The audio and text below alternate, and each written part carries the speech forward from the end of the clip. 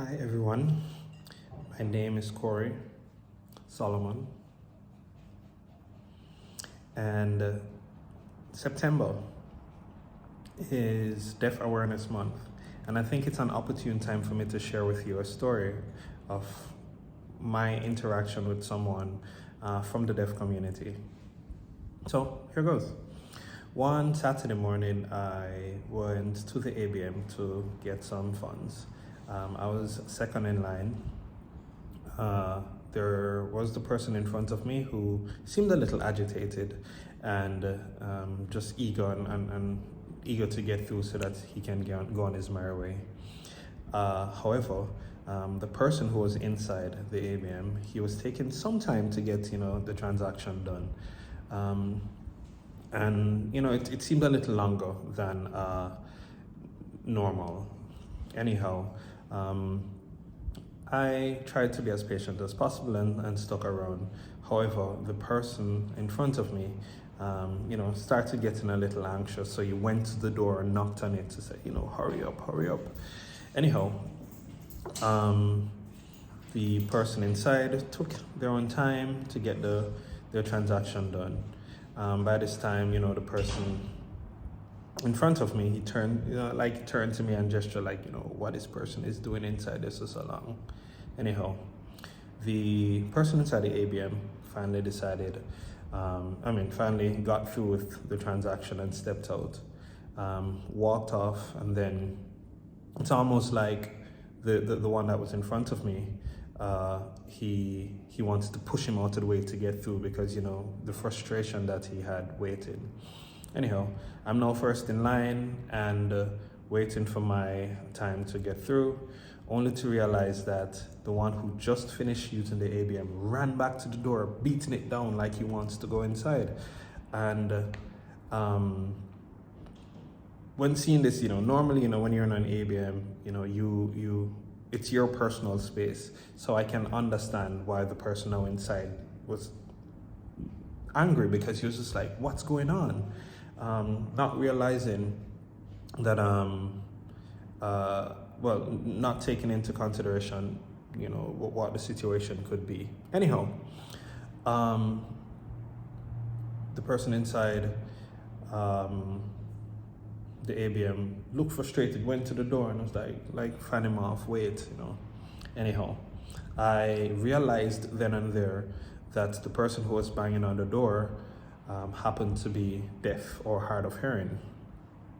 And luckily for me, I was in the process of doing a sign language course, and I had the opportunity there to say, what's wrong, and asked him. I was able to finger spell receipt. So it's like receipt, RECEIPT. And he was like, yes. So I said, okay. And then he said, thank you. Yeah, thank you. The person inside the ABM finally got through with his transaction, came out, opened the door in all the force, came out and said, hey, what's going on? But immediately thankfully I was there, I was able to speak to the person and said, hey, the person seems to be deaf, so he's not able to communicate to you as you like him to. Immediately, this guy moved from a level 10 to probably a level 2 because he was really upset. And again, thankfully I was there, and I allowed the person who now I know is deaf the opportunity to go in front of me and go get his receipts that he looked like he probably would have left in the trash or something. He stepped out and then again said thank you once more and then disappeared. However, the moral of the story, two main things. We need to be a little bit more empathetic with people who are around us. We really don't know the challenges they may have, or in this case, this person is deaf. Clearly, being deaf or hard of hearing is not something that you can see. However, they're no different from any one of us. They're able-bodied people who speak with their voice, and there are other people who speak with their hands. So everyone has a voice, is what I really am saying. And secondly, I wasn't able to do this confidently without the aid of Stephanie and Kamar Groves. Like, Stephanie and Kamar Groves run an initiative called P-A-H, Bridging the Gap, and it really is an opportunity to teach people various levels of sign language. And I'm really happy that I was able to be in this class and be a part of this cohort that was able to learn how to communicate. And now I can say, thankfully, that I'm bilingual.